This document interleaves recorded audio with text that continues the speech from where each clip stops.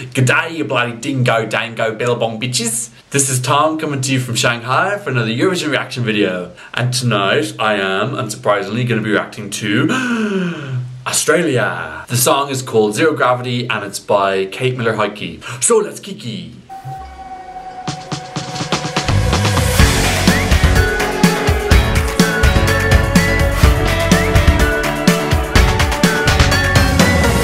As always, timestamps down the bottom if you want to skip to my first thoughts or my score. I'm quite looking forward to doing this video. I lived in Sydney for 1 year. I get on really well with Australians. I love their sense of humour. They've got a similar thing to Ireland in that they're quite self-deprecating. You know, you have to be able to make fun of yourself a little bit. Ireland and Australia have quite a close relationship. I'm not worried that if I don't like this song that I'm going to get loads of hate down the bottom, because I know that Australians can take a joke and can laugh at themselves. Unlike other countries. Australia did a national final this year. It was really exceptionally well produced. I loved the presenters. They were really funny. Miff and Joel, they had such good chemistry and they were so entertaining. I'd love for Australia to host at some point in the future. I think they would do an amazing job. I don't think people are ready for that yet. But I think once Australia's been in the competition a little bit longer, I think people will eventually get over that and they'll be accepting if Australia were to win. Presumably they would host the competition in London for logistic reasons, but it would be very Aussie and it would have Aussie presenters, etc. It's not difficult to find an Aussie in London. In terms of the whole why are Australia in Eurovision thing, it irritates me a bit because you have some countries in Europe who aren't arsed to show up and don't even want to bother, and Australia are super passionate and want to be included even though they aren't technically in Europe. Look, at the end of the day, Europe is just a line drawn on a map. It's not like when you cross that line in the Bosphorus, everyone is like this foaming vampire who eats baby brains. These are just people who live in different parts of the world. Australia is full of Irish, British, Croatians, Macedonians, Greeks, Cypriots, Chinese, Lebanese. It's a huge melting pot of loads of different cultures, and a lot of them are European, you know, and a lot of people there share a European identity. Australia put so much importance and effort into their songs, and they have delivered every single year. If you want to get really geographical, if you look at the western part of Russia, that's actually more east than some parts of Australia and Japan. So theoretically, someone from Eastern Russia can enter the competition. And everyone will be like, oh, it's fine, it's Russia. But someone enters from Kazakhstan or Australia, like, oh, it's not Europe anymore. Who cares about some geographical boundary that someone's drawn? If they want to be in the competition and they're keen and they're passionate and they're going to send a good song, great. It means we get another good song. For me, it's just thinly veiled xenophobia. We're all one species. Let's just fucking take a chill pill. I'm also happy to see that they've been extended until 2023. Stack glasses on. Australia's only been in the competition for 4 years, but they've had 3 top 10 finishes out of 4. That is pretty special. They've never scored less than 99 points in 4 years. 2016, that singing performance, the passion was incredible. I absolutely loved the whole package. 2017, I really enjoyed that song. Even though he got the bum note in the semi-final, he got it cracked in the final. Last year, I think she was let down by the staging. I just don't think she should have been on the stage on her own. So I'm going to be reacting to Kate Miller-Heidke's national final performance. There isn't another music video as far as I'm aware, and I don't want to keep waiting for a revamp or another video, so I'm just going to do it now. Wanna know my secret? Bang! Okay, I haven't watched this in quite a while. I think I haven't watched this since the actual national final. Really nice. See, that production's really beautiful on from their national final.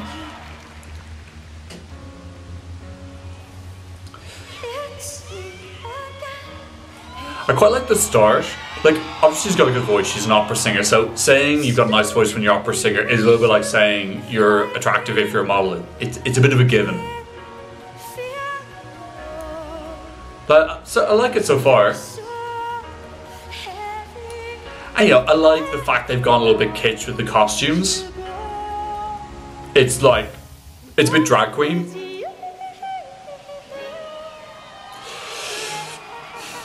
The chorus, I don't know. I admire it, but I don't find it enjoyable. Like I like the Dementor thing in the background. I thought that was kind of like, again, it's very kitsch and kind of fun. It's memorable, like you're not going to forget that. I do think it's a little bit too soon after La Forza Estonia last year to have the big dress again, and especially when you're already an opera singer. Beat comes in. They obviously need to tidy up that Dementor in the background. Like, you can see the stuff on the ground. I actually thought it was a dead, like not a dead person. I thought it was a mannequin. It was actually a real person, so.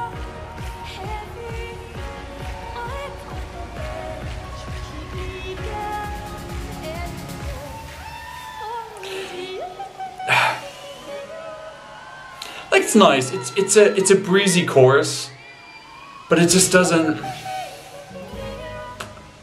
It doesn't hook me. It's acceptable, but not. I don't know. I know she's building up now with her beautiful voice, and this is the bit that just doesn't work for me. This bit coming up now.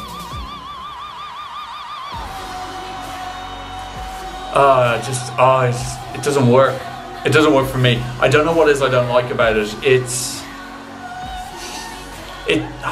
It sounds like a football chant maybe or something. It just sounds, or kind of the end of a TV advert when they're trying to put like a jingle in your head. It doesn't sound like an enjoyable music thing that I would listen to.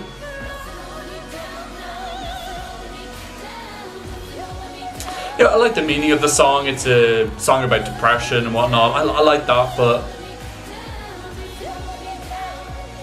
yeah, this ending part just really, and you know, the ending part is going to be the bit that sticks in your head the most.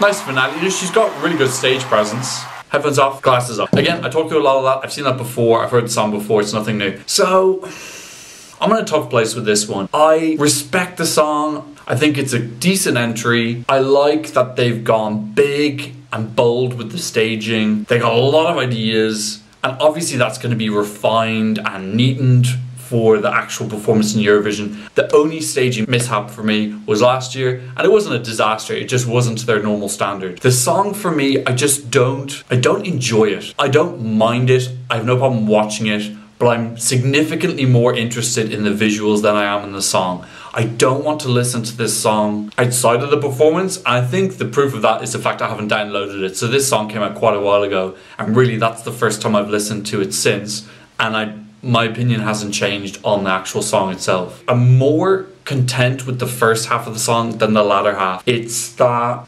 bit basic for me, and I just don't like that kid chant style. I've heard that in there's a song by that French electro pop group. They also have a song which I also didn't like it there, so it's not just this song. I just don't enjoy that. You know, normally I really like the Australian songs. You can see from my play count, you know, I generally get quite a few listens out of them. Honestly, my favourite in the final was Electric Fields. I'm not going to say that was a wow song for me. I've really only listened to that around 10 times, but I loved the energy of the lead singer. I loved the Aborigine language being in the competition. The song was fun, dangerous, experimental, very risky. I'm glad they chose a risky song in the end and they didn't go for something like Shepherd, which for me was that same cult pop genre that Montenegro has chosen this year, just slightly higher quality. I just can't fully get behind this song. I'm gonna get behind Australia because I love them in the competition. I'm always gonna root for the countries who give maximum effort, and it's not always gonna work out, and for me this is just one of those years where it doesn't work out for me. Coming to my predictions, stack class. This is in semi-final number 1.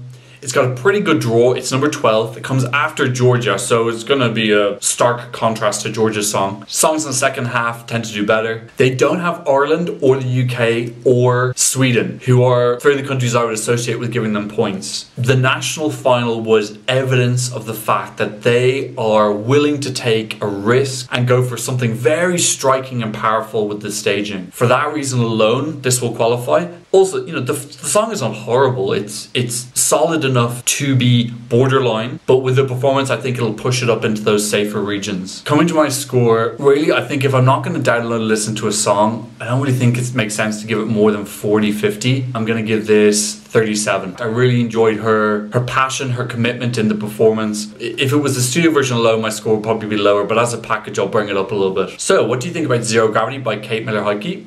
please leave a comment in the comment section below. Please like and subscribe, or you might be deported to Eastern Russia. So, thank you so much for watching. I hope to see you on another Eurovision video very soon. Goodbye.